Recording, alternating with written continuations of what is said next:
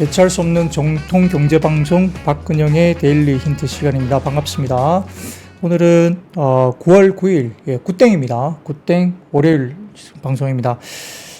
시급했습니다. 주말 사이에 실업률 지표가 나왔는데 미국 장이 갑자기 급락을 하면서 일부 연준위원들의 멘트, 그러니까 이제 금리 인상에 대한 스탠스에 대한 부분들이 일단 좀 애매한 스탠스가 취해지면서 그 코멘트가 나오고 난 다음에 급락을 했거든요. 그래서 지난 금요일날 워낙 안 좋았던 시장이기 때문에 오늘 또 한 번 더 두드려 맞으면 완전 쏟아질 수도 있겠다. 굉장히 주말 내내 좀 걱정을 많이 했습니다. 근데 오늘 기초가 이후에 오후장 들면서 힘을 내면서 그래도 상당히 당겨주고 끝났기 때문에 한숨 돌릴 수 있다. 근데 뭐 이번 주까지는 조금 경계를 해야 되겠지만 오늘 자리에서 좀 강하게 돌린 면이 그래도 약간 좀 숨을 쉴 수 있게끔 그래도 해준 날이 아닌가.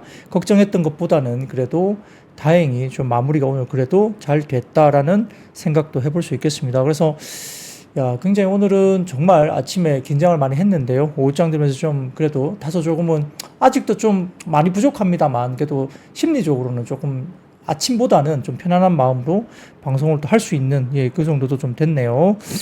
네, 맥가이버님 안녕하세요. 타시기님 전체적으로 많이 오셔서 감사하고요. 김미애님도 시급하셨다고요. 그렇게 되죠. 네, 굉장히 그래도 오후에는 살짝 다행인 마음이 좀 다행인 그런 모습이 좀 편안해집니다. 바람일도 안녕하세요. 출석하셨습니다. 감사합니다. 럭키5님 손 흔들 주셨고요. 춘향님 마찬가지로 손 흔들고 계십니다. 네, 대부분 다들 오후장 들면서 조금 안도를 하시는 것 같아요. 단톡방 분위기, 톡방 분위기가 실시간 채방 분위기가 그래도 조금은 편안한 것 같습니다. 오미아님도 늘 감사합니다. 으쌰 이렇게 말씀 주셔서 힘을 다 내고 계시네요. 제일 돌돌님, 안지연님 다들 감사하게도 힘을 좀 내시고 또 밝게 멘트를 다 하고 계십니다. 자, 그러면 시장 이야기 바로 들어가겠습니다. 코스피는 45.6포인트 급락 출발을 했습니다. 장 초반 2498포인트, 그러니까 2500포인트가 깨지면서 시장을 했죠. 대왕거래 이슈로 포스코 인터내셔널 등 일부 상승 출발한 가운데 자원개발, 자원개발도 대왕거래 이슈가 있었겠죠. 그리고 피팅과 밸브도 마찬가지고요. 그리고 양자 암호와 비만 치료제, 미용기기 등의 일부 섹터가 상승세를 보였습니다. 미국의 주식시장은 고용지표 둔화 확인 후에 나온 연은위원회 발언에 정책금리 전망에 대한 혼란 속에 결국은 지난 주말에 급락세를 나타냈죠. 실제 많이 빠졌습니다. 8월에 비농가 취업자가 전월 대비 14만 2천 명 증가하면서 예상치인 16만 4천 명을 하회했고요. 직전 3개월 평균도 코로나 이후 최저치 나오면서 약간 이 부분들이 고민이 됐던 부분입니다. 실업률은 4.2%로 직전 월 4.3에서 약간 후퇴하긴 했지만 광의 실업률이 7.9%로 오르면서 결국 고용 둔화 신호가 어느 정도 나오고 있다. 이런 우려가 됐던 것 같습니다. 자, 표를 보여드리면 매크로 지표인데요. 미국의 비농업 취업자 지수 NFP2인데 이쪽도 살짝 좀 주춤을 합니다. 근데 여러 가지 부분에서 전월비로는 잠깐 올라온 부분이 있고요. 오른쪽 보시면 미국의 기업 및 가계 취업자 추이인데 하우스홀드 쪽이 조금 더 취약하게 나오죠.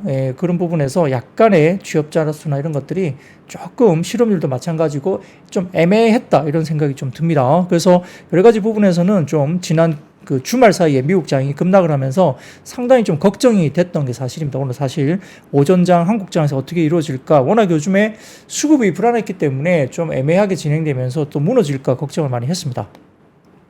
자, 그런데 다음 표 보여드리면 미국의 국채 10년물과 2년물의 스프레드인데요. 결국 플러스로 돌아섰습니다. 미국 국채 2년물이 급락했고요. 수익률 곡선이 정상화됐죠. 자, 10년물 금리가 3.71% 그리고 2년물 금리가 3.65%로 10년물 금리가 더 높은 상태. 그러니까 이 스프레드 차가 플러스로 반전된 겁니다. 22년 7월에 역전됐던 미국 국채 2년물과 10년물의 장단기 금리 차가 26개월 만에 정가상 기준으로 정상화되는 모습을 보였습니다. 이게 역전됐을 때 경기 침체 신호다 이런 이야기를 되게 많이 했던 기억이 납니다만 이 부분이 꼭 경기 침체를 불러오는 건 아니다 말씀을 드렸었고 이게 무려 26개월 동안 2년물 금리가 10년물 금리보다 훨씬 더 높게 형성됐었죠. 근데 지난 주말에 22년 7월 이후로 역전됐던 금리가 역시 10년물 금리가 좀 더 높게 형성되고 2년물이 좀 더 낮게 형성되는, 물론 2년물 금리가 더 많이 빨리 빠졌기 때문에 뭐 그렇기도 합니다만, 아무튼 지난 8월 초와 이번 주 초 장중 일시적으로 정상화된 적은 있지만 종가 기준으로는 이렇게 미국 국채 10년물과 2년물 스프레드가 플러스로 전환하면서 일단 정상화되는 모습을 나타냈다, 이렇게 볼 수도 있겠습니다. 자, 존 윌리엄스 뉴욕 연은 총재가 경기가 쉬어가고 있다 코멘트도 하기도 했고요. 윌러 연준 이사가 50bp 금리 인하도 지지 가능하다는 발언하면서 약간 엇갈렸습니다. 그러니까 이런 발언들이 나오다 보니까 주가가 더 밀려버린 거예요. 그래서 윌러 연은 이사의 B컷 시사 발언이 되니까, 그러니까 연준의 기존 판단에 대한 의구심, 그러니까 약간 좀 타이밍을 잃어버린 거 아니야? 타이밍이 늦은 거 아니냐? 이런 우려가 된 거죠. 왜냐하면 B컷을 해야 된다고 하니까. 그래서 연준 기존의 판단에 대한 의구심, 우려, 뭔가 타이밍을 놓쳤다, 이런 것에 대한 우려, 이런 것들이 시장금리나 달러를 하락시켰고, 그러다 보니까 엔화가 142엔대로 강세로 돌아서고, 그러면 엔캐리 트레이더의 청산 우려가 또다시 불거지면서 반도체 업종들을 포함한 기술주에 대한 차익 실현 매물, 이렇게 출회되면서 역시 나스닥과 S&P 500 등이 상당히 좀 좋지 못한 그런 모습을 보였죠.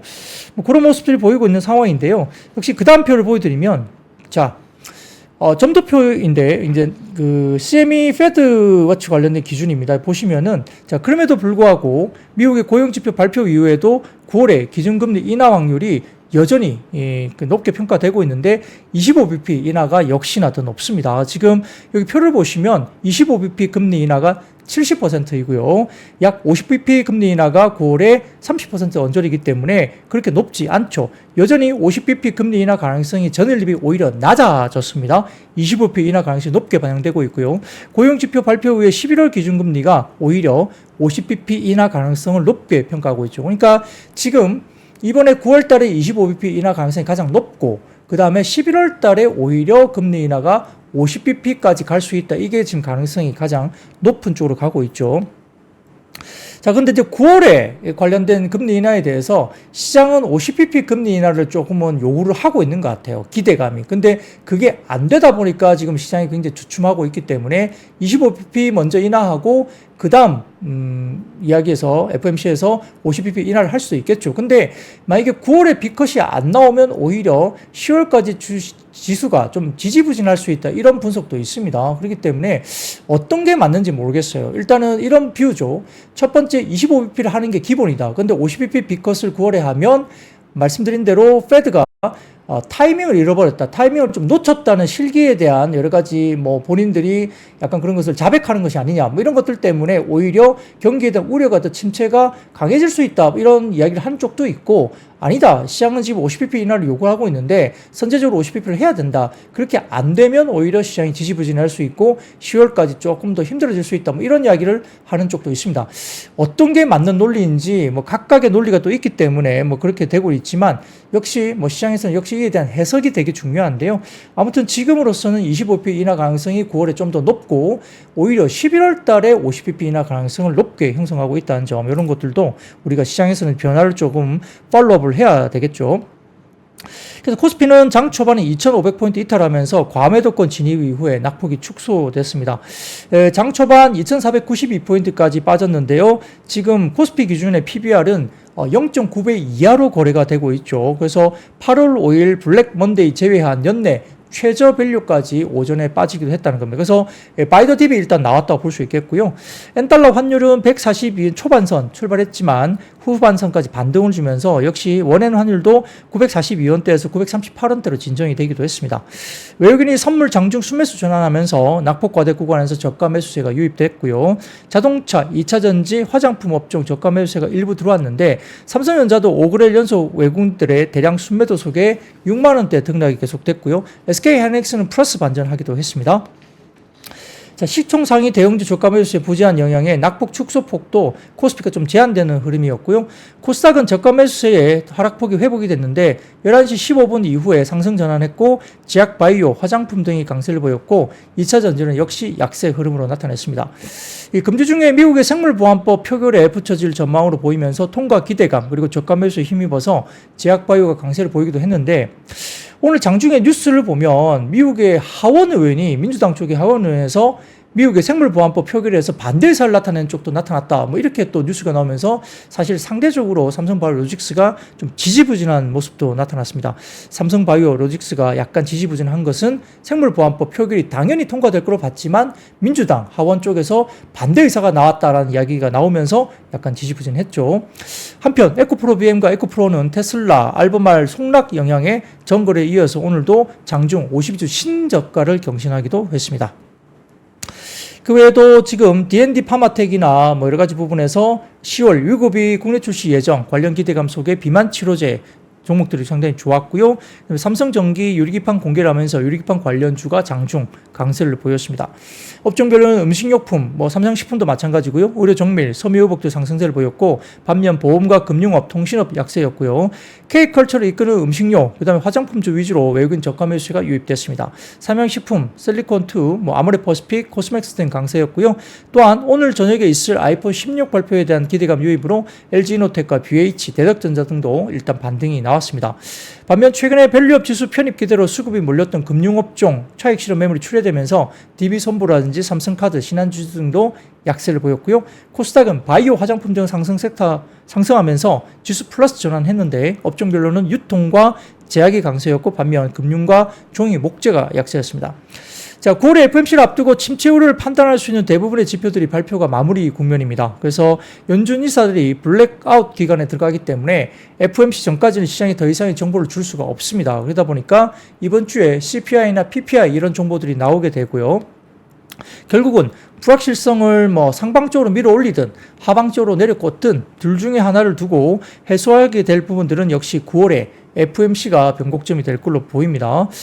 현재 코스피 기준 2,530포인트 전후의 밸류에이션은 12개월 포워드 PER이 8.2배 수준으로 상당히 낮고요. 10배 뭐 추정도 안 됩니다. 8.2배, PER 8.2배면 상당히 낮은 수준입니다. 그리고 확정 실적 PBR은 0.88배 부근인데요. 이 정도면 과거에 뭐 금융위기가 있고 막 다 무너졌을 때가 0.8배, 물론 우리가 코로나 시절 빼고요. 전체적으로 역사적으로 금융위기 시절 때 0.8배가 락바텀이었는데 그게 코스피 2,400포인트거든요. 근데 지금 현재 PBR이 0.88배 구간입니다. 딥밸류 구간이 맞기 때문에 2,500포인트 이하로 거래가 되면 코스피 기준으로서는 살 수 있는 구간을 충분히 볼 수 있습니다. 지금 금융위기 수준 아니거든요. 그렇기 때문에 2,400포인트 금융위기 락바텀까지 갈 필요도 없습니다. 그렇기 때문에 2,500포인트 언더라면 똘똘한 뭐 종목들은 좀 장기로 봤을 때 사서 충분히 수익이 낼 수 있는 가능성이 높은 그런 구간이 아닐까 생각이 듭니다. 9월 FOMC에서 금리나 뭐 게시뿐만 아니라 점도표 발표를 두고 있기 때문에 아직까지 뭐 엔캐리 청산 압력 이런 것들 불확실성도 여전히 있다는 점에서 추석 연휴 FOMC 전까지는 조금 더 뭐 보수적인 대응을 해야 되겠지만 여기서 많이 빠지게 되면 역시 바이 더 딥 분할 매수를 충분히 할 수 있는 가격 구간까지 와 있다 볼 수도 있겠습니다. 자, 타시기님, 그냥 국장을 안 할래요 말씀하시는데 그만큼 난이도가 높다는 거죠. 상당히 좀 힘들어 하시기 때문에 뭐 그럴 만도 합니다. 최근에 저희들도 상당히 시장을 보면서 이 대응의 영역이 굉장히 어려워지고 있다는 모습도 보이고 있네요. 네, 뭐 여러 가지 그런 생각들 하실 수 있는 정도 구간이고요. 역시 또 지금 금투세 관련 이슈가 또 있기 때문에 불확실성을 여전히 자극하고 있다는 점도 좀 아쉬운 국장의 모습일 수 있겠습니다. 자, 그 다음 표 보드리겠습니다. 키움증권 자료인데요. 나스닥 선물과 10년물 금리 등등 포함해서 쭉쭉 나와 있는데 실업률과 S&P 500 쭉 나와 있고요. 8월 블랙 먼데이 당시에 0.87배 정도였는데 지금 그때 당시에 장중 0.85배까지 갔었고요. 지금 현재 0.88배 정도까지 급락했거든요. 그러다 보니까 장중 그 정도면 바이더딥 충분히 나올 수 있는 구간으로 볼 수 있습니다. 그래서 키움증권에서는 지금 주식시장은 확실한 것을 원하고 있는데 결국은 시장은 경기 침체에 빠질 것이라고 상정한 채 기준금리를 50bp 인하할 것을 요구하는 분위기지만 아직까지 침체 진입 혹은 임박했다는 증거가 데이터상으로는 키움증권 자료에서는 불충분하다고 코멘트를 하고 있습니다. 고용 냉각이나 경기 침체 불안에 대한 최근의 주가 반응은 다소 과도하다 평가를 했고요. 코스피 현재 밸류에이션을 놓고 보면 과매도 구간 PBR 0.89배 정도 놓여 있는 상태이기 때문에 역시 뭐 얕아진 수급 환경이 있고 주중에 선물옵션 동시 만기일이 이번 주 목요일입니다. 연휴로 인한 수급 공백 그리고 변동성 추가 확대를 감안한다면 일부 좀 2,500포인트를 하향 이탈 코스피를 그렇게 볼 수도 있겠지만은 일시적인 현상일 것으로 보고 있고 2,500포인트 이하에서는 매수 대응이 적절하고 키움증권에서는 분석을 하고 있습니다. 자, 그리고 그 다음 표 보여드리면 역시 9월달이 가장 힘듭니다. 미국 대선에 가장 어려운 구간 관통 중인데, 자, 피비님 그 다음 도표 좀 보여주세요. 이 보시면은 위쪽에 회색선으로 보이는 것들이 결국은 일반적인 연간 흐름인데요. S&P 500이 1984년부터 2023년도까지 움직이는 월간 분위기인데 9월달만 놓고 보면 역시 S&P 500이 조금 힘든 국면이었습니다. 근데 아래쪽에 파란색 실선 보시면 그때가 역시 대통령 선거가 있었던 해의 움직임이거든요. 그 해에 9월 달은 역시나 좀 힘들었던 구간이 있었다는 거죠.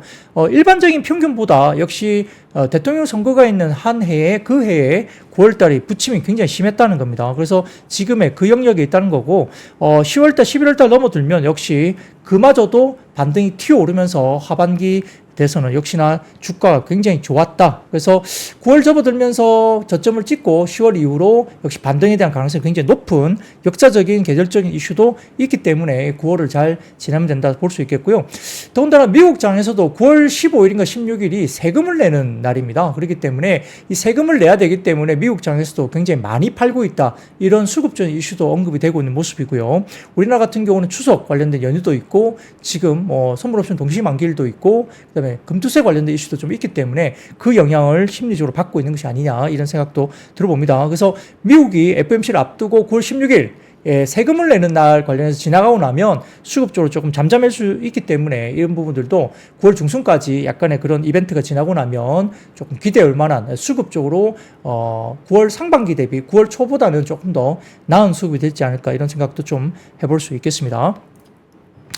자, 그리고 그 다음 사진 보여드리면 닉 티미라우스 기자입니다. 네, 이 보시면 헤드라인 수치들이 금리 인하 50bp가 기본 시나리오가 될 만큼 나쁘게 나온 것은 아니다. 닉 티미라우스 이야기를 하죠. 그렇지만 수정 사항들을 감안하면 더 큰 금리 인하에 대한 추측을 완전히 불식시킬 만큼 충분히 좋지도 않았다 이거죠. 그래서 닉 티미라우스 기자에 의하면 금리 인하 25bp 인하와 50bp 인하가 5대5 절반 정도다 이렇게 보고 있습니다. 그래서 뭐가 나와도 이상하지 않다는 거죠. 25bp 금리 인하를 해도 이상하지 않고 50bp 금리 인하를 해도 이상하지 않다 이렇게 보는 겁니다. 그래서 일부에서는 50bp 비컷을 해야 된다 이야기를 하는 것도 있고 시장은 또 그걸 바라고 있다 이야기를 하는 쪽이 많습니다만 또 25bp 인하가 오히려 시장에 충격을 안 준다 이런 생각도 가진 쪽도 있고 어느 쪽이 맞을지 해석에 대한 논리 이런 것들도 분분합니다. 그런 것들도 저희가 좀 더 추가적인 분석 자료가 나오면 저희들이 알려드리도록 하겠습니다. 시장이 어렵죠? 네, 쉽지 않습니다. 그러다 보니까 저도 5년 정도 지금 업계에 종사하고 있지만 늘 힘듭니다. 늘 어렵고 늘 새롭고 그렇습니다. 그래서 늘 공부를 하고 늘 팔로잉 하면서 이 트렌드를 따라가야 되죠.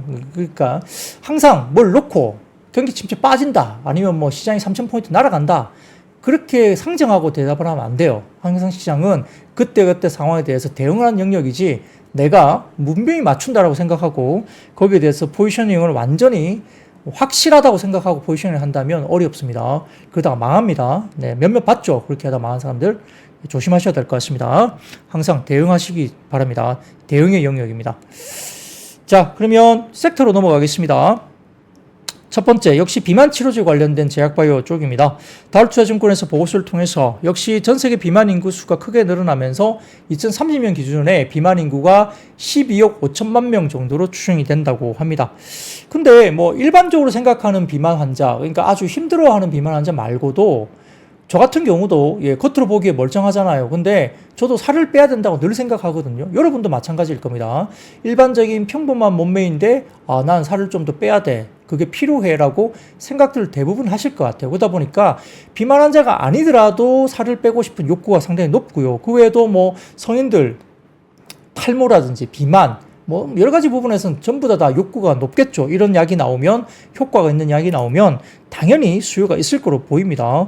근데 이제 비만 같은 경우는 제2형 당뇨병, 그리고 심혈관 질환, 고혈압, 뇌졸중, 암 등의 여러 가지 심각한 질환을 또 동반할 수 있기 때문에 이런 것들을 비만 치료제가 좀 줄여줄 수 있다는 여러 가지 니즈가 더욱 증대될 수밖에 없죠. 그래서 이런 것들에 대해서 역시 생각할 수밖에 없습니다.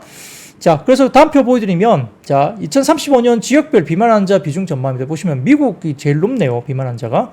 그 다음에 영국도 높고요. 뭐 여러 가지 유럽 쪽이 상당히 또 이탈리아, 뭐 분등 포함해서 독일도 마찬가지고 비만 환자가 상당히 높게 나타나는 경우가 있고요. 뭐 한국 같은 경우는 상대적으로 좀 비만 환자 좀 적은 편인 한 것 같습니다. 여기는 안 나오네요.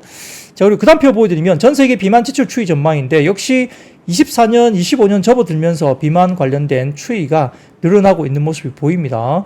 이게 뭐 경기가 또 좋아지는지 아니면 뭐 경제 성장이 좋아져서 그런지 먹는 것들이 역시나 뭐 기름진 음식들 많이 먹기 시작할 것 같고요. 그리고 어떤 분들은 또 그런 이야기를 합니다. 약간의 그 소득 수준에 따라 오히려 뭐 모르겠죠. 상대적으로 소득 수준이 낮은 이 인구들이 또 예를 들어서 뭐 우리가 맥도날드 등을 포함한 약간 그런 패스트푸드를 또 먹다 보니까 또 비만이 또 생기는 거 아니냐 뭐 그런 말씀을 하신 분들도 계시긴 한데요. 그렇다고 해서 뭐 소득 수준이 높다고 해서 비만이 없다 그것도 아니거든요. 전체적으로 개인적인 식습관 이런 것들이 중요한데 과거보다는 이렇게 살이 찌는 고열량의 음식들이 많아진 건 맞겠죠. 기름진 음식들, 뭐 고기들 이런 것들이 상당히 많을 수도 있기 때문에 역시 비만 환자가 점점 늘어날 수밖에 없는 국면입니다. 그리고 그 다음 표 보여드리면 당뇨병과 비만 치료를 위한 GLP-1의 사용량인데요. 역시 늘어날 수 있죠. 그러니까 지금 최근에 GLP-1 관련된 이슈로 벌어지면서 관련된 종목들 이야기가 많이 나오잖아요. 그래서 이렇게 GLP-1과 관련된 종목들 관련해서 비만 관련된 쪽에 관련 종목들이 많이 언급되고 있습니다. 자, 그리고 그 다음 표 보여드리면 글로벌 비만 치료제 시장 전망인데 역시 24년 뭐 위고비를 포함해서 글로벌리 이제 나오게 되죠. 릴리도 마찬가지고 이야기 나오기 때문에 뭐 이런 부분들 관련해서 성장이 역시 나타날 거고 연평균 30% 이상 성장을 할 것으로 보는 것 같고요. 상당히 높은 연평균 비만 치료 시장이 성장을 할 것이다. 당연히 시장이 열리기 때문에 뭐 올해 내년에 성장률이 가장 높게 나타나지 않을까 생각은 듭니다. 그래서 그럼에도 불구하고 여러 가지 뭐 우리가 제한적인 보험 급여라든지 그다음에 제한적인 어떤 캐파 이런 것들 때문에 공급 부족 현상까지 있으면서 처방이 원활하게 이루어지지 않을 가능성이 높다. 그리고 이런 문제들이 해소되면서 위고비뿐만 아니라 경쟁 업체가 또 들어오면서 시장에서 역시 가격적인 경쟁도 이루어지고 점점점 뭐 수가가 낮아지고 제한적인 보험 급여가 또 해결이 되면서 보험 급여가 되면 가격이 낮아지기 때문에 역시 접근성이 좋아지겠죠. 현재 위고비가 들어오면 10월 달에 들어오는 위고비가 아마 월 기준, 한 달 기준 183만 원 정도 든다고 합니다. 그러다 보니까 이런 부분들에 대해서 접근성이 충분히 있을 만한 가격으로 보입니다. 제약사들도 환자들의 비용 부담을 줄이기 위해서 장기 임상 데이터를 확보한 대규모 임상 진행을 하고 있고 보험사와의 협상, 파트너십 구축하고 있고 공격적인 공정 증설도 진행하고 있기 때문에 역시 가능성이 있어 보입니다. 10월 달에 들어오면 뭐 위고비도 국내에서 꽤 이제 초기 반응들이 폭발적일 가능성도 높죠. 그렇기 때문에 역시 이 비만 시장은 지금 기대감이 상당히 높아지고 있는 구간이다 볼 수 있습니다. 그래서 역시나 대봉 LS가 뭐 대장주인가요? 대봉 LS가 급등했고요. DXVX, 그 다음에 인벤티지랩, 블루엠텍, 샤페론, 그 다음에 D&D 파마텍 이런 종목들도 비만 치료제 테마가 올라갔고 한미약품도 비만 치료제로서 상당히 주목을 받고 있습니다. 특히 대봉 LS 같은 경우는 인도 실파 파마 라이프 사이언스 자체 개발한 리라글루타이드의 CDMO 계약을 위한 비밀 유지 계약 체결한 소식이 전해지면서 대봉 LS가 급등세를 나타낸 개별적인 이슈도 좀 있다고 볼 수도 있겠습니다. 호텔 크루아상님, 부장님 명심하겠습니다. 말씀 주시면 뭐 제가 여러 가지 말씀드리는 게 있는데 뭐 그런 것들 부분에서 뭐 뭔가 제가 도움이 드렸다면 상당히 좀 감사한 말씀을 드리겠고요. 역시나 뭐 말씀드렸지만 저도 비만약 관련해서 니즈가 있습니다. 뭐 몸이 멀쩡하게 보여도 뭐 뱃살 이런 쪽도 한 번 더 빼고 싶기도 하고 또 기본적인 체형과 관련된 부분에 대해서 조금은 체형을 좀 잡고 싶은 그런 생각도 있기 때문에 역시 고도비만 환자들이 역시나 필요하겠죠. 필요한데 일반인들도 좀 체격이나 이런 부분들 유지를 하기 위해서 상당히 좀 많은 니즈가 좀 있지 않을까 그런 생각도 듭니다. 그렇죠. 안지연님, 술을 끊어야죠. 비만의 적은 술입니다. 술이 역시 뱃살 쪽이 상당히 조금은 많이 기여를 하게 되겠죠. 자, 그러면 두 번째 이야기입니다. 화장품 쪽인데요. 오늘 역시 화장품 급등했습니다. 여기 실리콘2가 거의 10%대, 그리고 아모레 퍼시픽도 상당히 좋았고, 그래도 한국 코스맥스 이런 쪽도 괜찮았고, 역시 관련된 클리오 관련된 종목들도 괜찮았죠. 그래서 화장품주가 모처럼 만에 상당히 올라오는 모습도 보이기도 한데요. 상반기 K뷰티 열풍에 힘입어서 뭐 화장품 관련주들이 뭐 상당히 많이 올랐지만 최근 한두 달 사이에 수출 지표가 조금 꺾였다는 이슈 때문에 피크아웃 이슈가 논란이 되면서 최근에 주가가 큰 폭으로 하락세를 보였죠. 그래서 매력적인 밸류에이션에 접어들었다. 보통 PER 10배에서 12배 정도 사이까지 지금 대장주들이 상당히 많이 급락해 있다, 이렇게 볼 수도 있겠습니다. 자, 그래서 유안타증권이 오늘 실리콘2에 대해서 국가별 매출 비중 변화 등 글로벌 확장 전략에 힘입어서 실적 개선이 기대된다 하면서 유안타증권이 실리콘2에 대한 긍정적인 리포트를 내기도 했고요. NH투자증권에서는 지난 6일 날 아모레 퍼시픽에 대해서 3분기 실적 컨센서스가 하회될 것으로 보지만 3분기 이후에 중국 사업 안정화, 이런 해외 이익 규모가 충분히 반영되면서 기업 가치가 재부각될 것이다 리포트를 내기도 했습니다. 오늘 아모레 퍼시픽도 안정적으로 주가가 올랐죠. 하나증권에서는 지난 2일 날 화장품 업종에 대해서 역시 글로벌 점유율 확대가 순항 중에 있고 주도 중심에 매수를 해야 된다라고 제안한 바가 있습니다. 자, 그래서 다음 첫 번째 사진 보여드리면 유안타증권 자료인데요. 보시면 실리콘2입니다. 자, 우리가 컨테이너선 관련된 비용이 많이 올라간다 이야기를 하면서 지금 실리콘2 운반비가 많이 올라가서 이익이 까질 것이다, 이런 논리를 말씀드린 경우가 되게 많았는데, 왼쪽 보시면 실리콘2의 운반비 추정입니다. 이 파란색 실선이 뭐냐면 전체 매출액 대비 운반비 비중인데 올라가지 않아요. 오히려 더 빠지고 있죠. 그렇기 때문에 매출액 대비 운반비 비중이 오히려 올라가지 않고 빠진다는 점에서 이익이 까지기가 어렵다, 이익이 꺾이기가 어렵다는 논리를 제가 펼치고 있는 거고요. 실리콘2가 굉장히 좋은 구조로 가고 있습니다. 오른쪽 보시면 실리콘2의 아마존 매출 비중 추정인데 이쪽도 많이 올라가고 있죠. 아마존이 상당히 지금은 성장을 하고 있고 그쪽의 비중이 실리콘2가 올라가고 있기 때문에 역시 실리콘2가 너무 저평가됐다는 점에서 지금 오늘 10% 급등이 나오는 것도 충분히 가능할 것으로 보이는 상황입니다. 자, 그리고 그 다음 표 보여드리면 실리콘2의 브랜드별 매출 비중인데요. 보시면은 조선미녀가 올해 2분기 26%고요. 안우아가 기존에 작년 3%대에서 11%까지 올라왔고, 코스알엑스가 조금 내려앉았습니다. 14%에서 9%대로. 라운드랩은 3에서 5%로 올라왔고요. 토코보도 3에서 4%로 올라왔습니다. 스킨천사도 2%대에서 4%대로 좀 올라오는 분위기가 있고, 여러 가지 관련된 실리콘2 브랜드별 매출 비중이 역시 지금 보면 조선미녀가 가장 높은 부분으로 보이네요. 근데 이제 지금 아마 화장품 쪽은 상반기 대비 하반기가 당연히 더 좋겠죠. 10월 달에 우리가 아마존 프라임 데이가 있고요. 11월 달에 블랙 프라이데이가 있습니다. 그래서 연말 할인 시장 영향 때문에 아마 짧게는 1개월 전, 그리고 많게는 3개월 전부터 납품이 시작되거든요. 그러게 고객의 물건이 나타나는데, 자, 화장품 섹터의 9월과 10월 데이터는 굉장히 좋을 가능성이 높지 않을까 판단할 수밖에 없습니다. 그래서 블랙 프라이데이 물량은 지난 8월 마지막 주부터 물량들이 나가는 것으로 일부 집계가 되고 있는데, 자, 8월 마지막 10일 데이터, 그러니까 8월 마지막 20일부터 30일까지 10일 동안 데이터가 역대 최고 데이터가 나왔었죠. 그러다 보니까 올해 아마 아마존 프라임 데이나 블랙 프라이데이 관련된 부분에서 역대급의 데이터가 나올 가능성이 크다는 점에서 지금 화장품주는 상당히 좀 긍정적으로 좀 접근할 필요가 있다. 종목들별로 상당히 좀 봐야 될 것 같다, 이렇게 볼 수도 있겠습니다.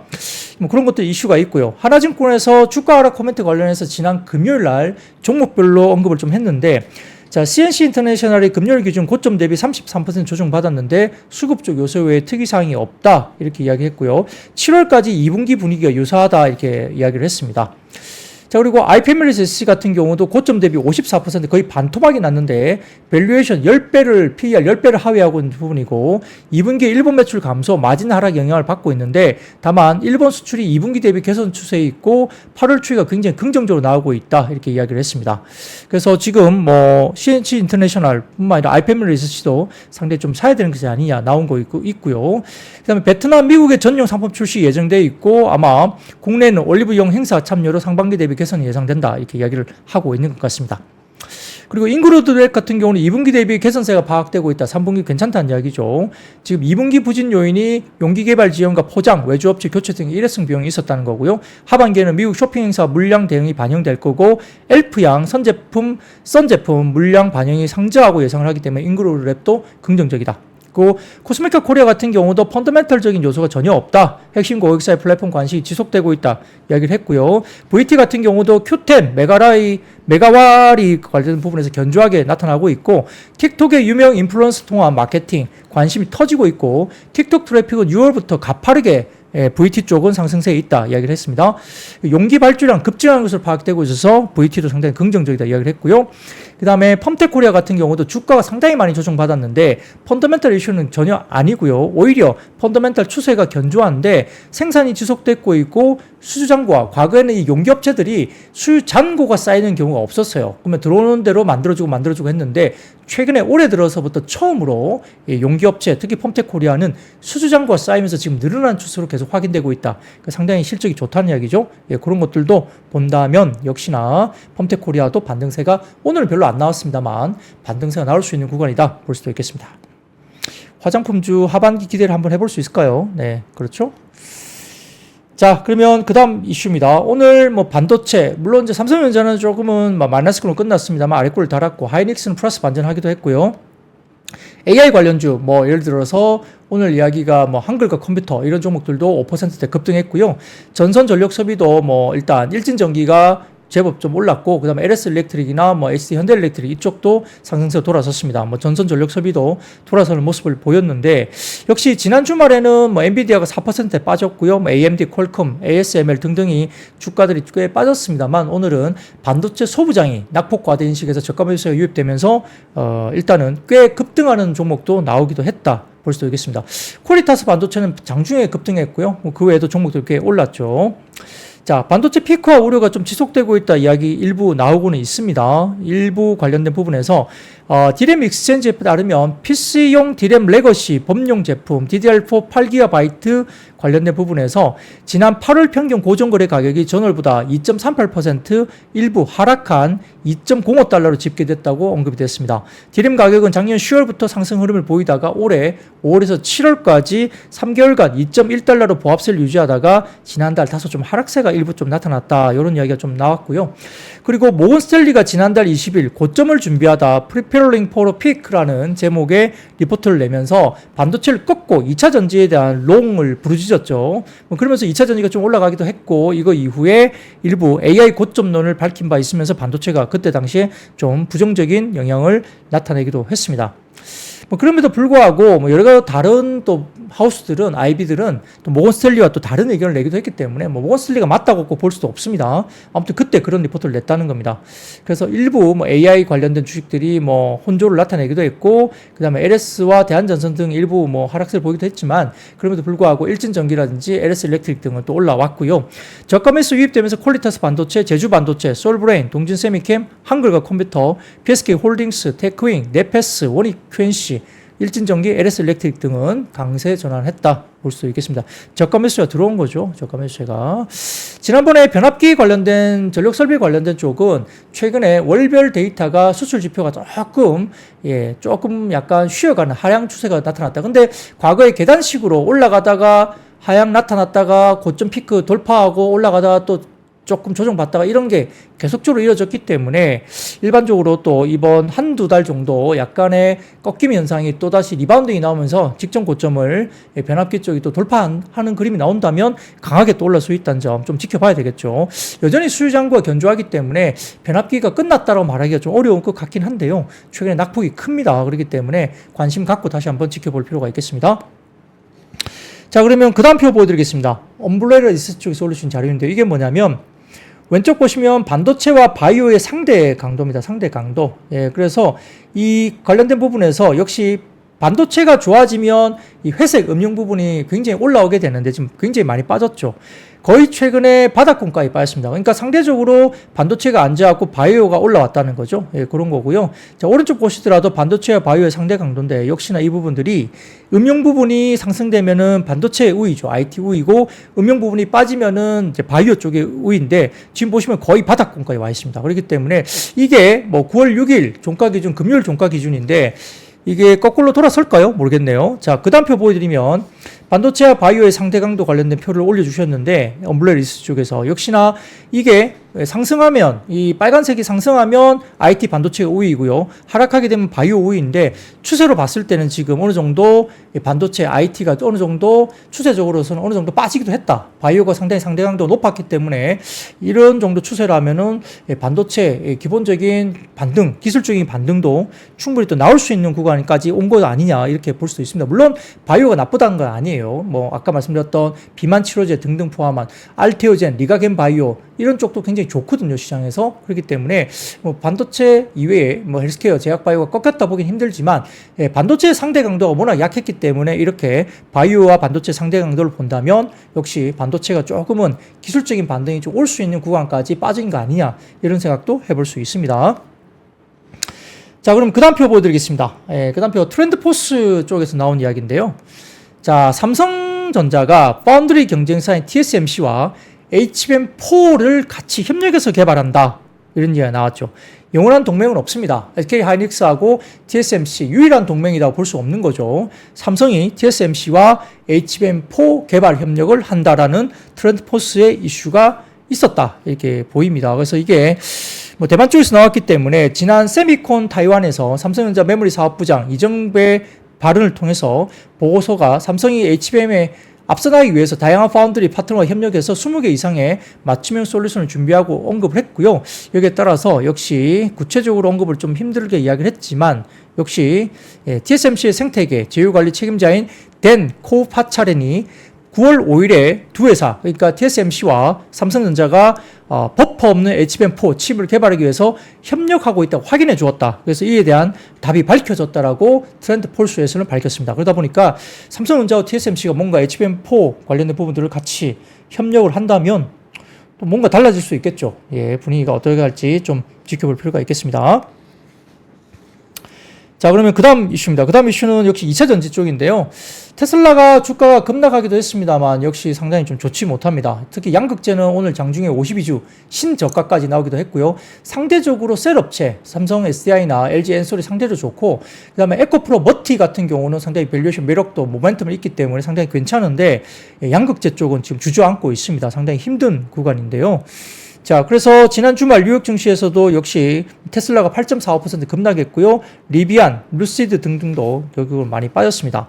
유안타 증권에서 이야기를 하기를 글로벌 EV 수요 둔화가 지속되면서 2차전지 기업들의 실적 개선 본격화 시기에 대한 불확실성이 높아졌다고 언급을 했고요.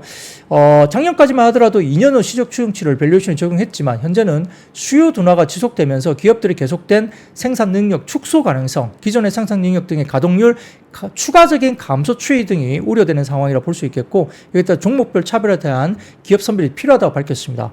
이에 따라서 상당히 좋지 못한 2차전지 움직임이 나타났는데요. 자, 그 다음 표 보여드리면 이게 2차전지 김희재라는 사이트에서 제가 가져온 표인데요. 아마 이분이 예전에 2차전지 관련 섹터 애널로 일을 하셨던 분 같아요. 그래서 이 하반기 2차전지 밸류체인 업체 중장기 계획 변동안인데 하향 조정에 대한 업데이트가 나왔습니다. 그래서 핵심 업체 중장기 계획 변동안인데 대부분 하향 조정하고 있는 업체들 관련해서 이제 표가 그려진 거죠. 현대차, 삼성 SI, LG 엔솔, 포스코 퓨처엠 등등 관련해서 해외 업체들까지 하향 조정되고 있는 일정 연기나 관련된 기존의 계획을 하향 조정하고 있는 것들이 준비가 되어 있습니다. 아마 핸드폰으로 보시면 잘 안 보이실 것 같고요. 3프로TV 앱에 들어오셔서 신의 자료실에 제 관련된 이 다운로드 받으시면, 이 원고를 다운로드 받으시면 표가 보실 수 있으니까 일분도 다시 한번 체크를 해보시면 좋을 것 같습니다. 자, 거기에 대해서 하나증권에서 역시 데이터 포인트 해석 및 투자 전략에 대해서 2차전지 관련된 매수에 대한 부분은 현재 구간에서는 실익이 굉장히 낮다고 판단한다 이야기입니다. 결국 아까 말씀드린 대로 반도체 섹터가 30% 빠질 때 배터리가 20% 정도 빠진다면 오히려 배터리 쪽으로 수급이 이동해 있는 것이 외국인 입장에서는 벤치마크 펀드 외국인 입장에서는 당연한 선택일 수 있다. 다만 최고의 선택이 아닌 최악을 피하기 위한 선택은 섹터의 추세적 방향성을 결정하지 못하는 상황이고요.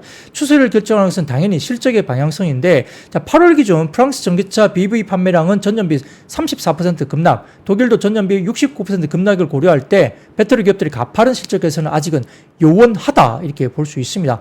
그래서 전반적으로 뭐 최근에 단기 반등 국면에서 나타난 중요한 특징은 에코프로 BM처럼 그동안의 개인 투자자들의 집중 매수 대상이었던 소재주들에 전혀 반등하지 못했고 LG 에너지솔루션, 삼성 SDI 등 대형주들의 반등폭이 컸다. 특히 셀업체가 그나마 나았다는 겁니다. 그래서 전방 수요 부진이 장기화될 가능성이 높은 상황과 부채 증가에 따른 시용 리스크가 커지는 상황에서 재무 구조가 안정적이고 상대적으로 가격 부담이 덜한 대형주 셀업체 중심으로 매수세가 집중되는 모습을 보여줬다는 거죠. 역시 그래서 저도 셀업체가 좀 더 낫다고 좀 보고 있고요. LG 엔솔 같은 경우는 2분기 대비 3분기가 유럽 쪽의 가동률이 올라오면서 실적이 2분기 대비 3분기가 개선될 것으로 LG 엔솔을 보고 있기 때문에 긍정적일 수 있고, 삼성 SDI는 최근에 주가가 빠진 상태가 PBR 1배까지 빠졌기 때문에 역사적인 밴드 하단까지 빠졌던 점에서 삼성 SDI도 상당히 긍정적일 수 있다 판단할 수 있겠습니다. 그리고 LG 엔솔과 SK온이 캐즘과 관련된 부분, 그리고 미국 노조의 이중고를 겪고 있다 보는데요. 자, 8일날 로이터 등 외신의 업계에 따르면 UAW가 최근 LG 에너지솔루션과 GM 배터리 합작법인 얼티엄 셀즈 테네시 2공장의 직원 1000명 중에 대다수가 UAW에 가입하기 위해서 서명했다. 그래서 회사도 노조를 인정하기로 동의했다라고 밝혔습니다. 자, 그러다 보니까 역시 오하이오 1공장은 올해 6월 1공장 임금을 3년간 30% 인상하는 협상을 타결했다 볼 수 있겠고요. GM과 UAW의 기존 계약상 최소 시작 임금이 현재 시간당 $20에서 27.72달러로 인상되는데 앞으로 더 높은 임금 인상이 이루어질 걸 본다. 그렇게 되면 이 부분에서 사실 뭐 임금 인상이 훨씬 높아지게 되면 이익률에 대해서 좀 어려워질 수 있겠죠. 그래서 역시나 캐즘 부분에 대해서 미국 노조의 이중고까지 2차 전지 관련 쪽이 상당히 좀 어려워질 수 있는 구간이 갈 수도 있다고 볼 수 있겠죠. 자, 그리고 그 다음 표 보여드리면, 자, S&E 리서치 쪽이 자료입니다. 보시면 테슬라가 23년 전체 전기차 인도량이 22%대에서 지금 24년 점유율이 19.1%로 지금 테슬라가 중국 제외한 전기차 시장에서 점유율이 20% 아래로 내려가고 있다. 역성장을 하고 있다는 거죠. 이것도 역시 뭐 중국 관련된 업체들의 약간 약진 이런 것도 있어서 그런지 모르겠지만 전체적으로 시장에서 테슬라의 비중이 떨어지고 있다. 비중이 영향력이 떨어지고 있다. 이렇게 볼 수도 있겠습니다. 자, 그러면 그 다음 이야기입니다. 오늘 유리기판 관련된 이슈가 있었는데요. 삼성전기, LG노텍이 차세대 반도체 유리기판 사업화 기대감이 불거졌습니다.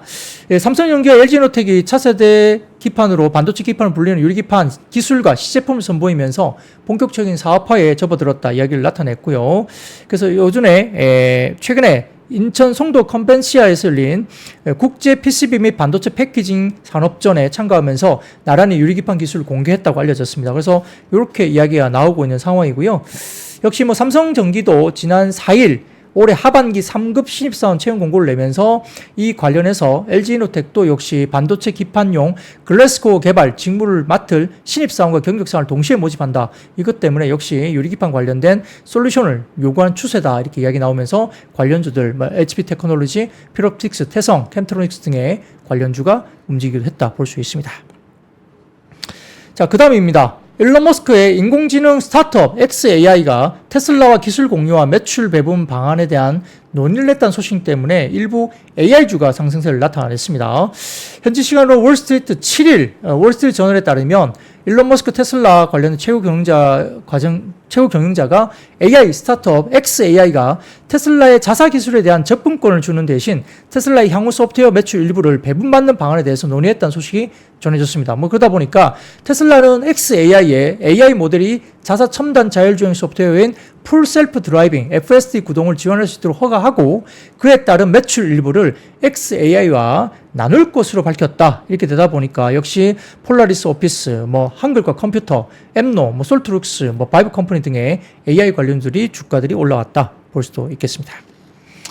자, 그 외에 국제유가 급락 영향 등의 정유와 LPG 관련된 주들이 빠졌는데요. 이걸 보여드리면 될 것 같습니다. 첫 번째 사진 보여드리면 미래세증권에서 보여준 자료인데요. 자, 증산 계획이 한 2개월 정도 지연되고 있죠. 증산 속도도 동일하면서 역시 2개월 정도 지연되고 있지만, 그리고 그 다음 표입니다. 그 다음 표 보여드리면 각각의 증산 관련된 이슈에서 지금 25년 접어들면서 어떻게 될지 봐야 되겠지만 역시 증산 속도가 계속 나타나고 있죠. 증산을 합니다. 역시 증산을 할 거고요.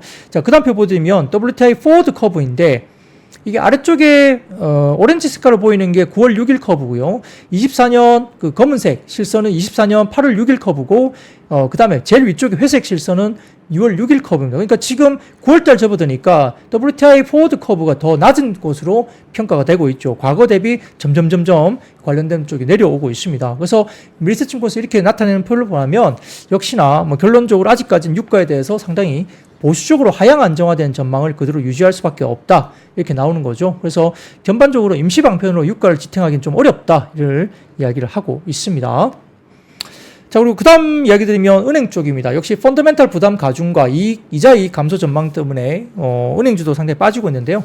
자, 그 다음 표 보여드리면 신규 취급액 대출 금리입니다. 이 보시면은 밀세증권의 자료인데요. 자, 가계대출, 주택담보대출, 기업대출 등등 포함한 지금 월별로 이야기 나오고 있는데 이 보시면은 점점 빠지고 있죠. 각각의 가계대출, 주택담보대출, 막대 그래프들이 시간이 갈수록 오른쪽으로 하향 조정되고 있습니다. 그러니까 신규 취급액 대출 금리가 빠지고 있다는 거죠. 그래서 수익성에 대한 부분들이 하락세가 나타나고 있다 이렇게 보이는 것 같고, 그 다음 표 보여드리면 은행업 신규 취급액 기준 그리고 잔액 기준 예대금리 차인데, 자, 검은색 실선이 잔액 기준 예대금리 차가 좀 높게 형성되어 있고요. 밑에 오렌지 색깔 신선은 신규 취급액 기준 은행 쪽의 예대금리 차인데 훨씬 더 낮게 형성됩니다. 그러니까 신규 대출에 대한 예대금리 차가 낮게 형성되면서 수익성의 악화에 대한 이슈가 있죠. 뭐 금리 하락기가 되다 보니까 그럴 수 있을 것 같습니다.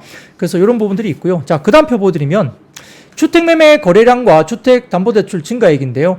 자, 이 막대 그래프가, 회색 막대 그래프가 주택매매 거래량인데 최근에 수도권, 그러니까 수도권 특히 서울 지역 중심으로 주택매매가 많이 됐지만 이게 폭발적인 수요가 나타났지만 주택담보대출 증가액은 이제 꺾이고 있습니다. 이제 지금은 이제 주택담보대출을 못하게 지금 막는 쪽으로 가고 있는데, 자, 상대적으로 지금 최근에 당초 7월 예상으로 됐던, 7월에 시행 예정으로 됐던 그 스트레스 DSR을 9월로 연기하면서 주택을 살 수 있도록 정부가 계속적으로 좀 독려를 했던 면이 있습니다. 그렇기 때문에 2분기에도 풍선 효과 때문에 수요가 급증한 상태였지만 대출 증가로 해서 지금 대출도 막고 있기 때문에 부동산 가격이 상승하니까 막을 걸로 보입니다. 그렇기 때문에 아마 폭발적인 수요 이후에 주택담보대출의 증가액은 꺾일 것이다 이렇게 보는 것 같아요. 그러다 보니까 은행주들이 다소 조금은 쉬어가는 모습을 역시 나타나고 있습니다.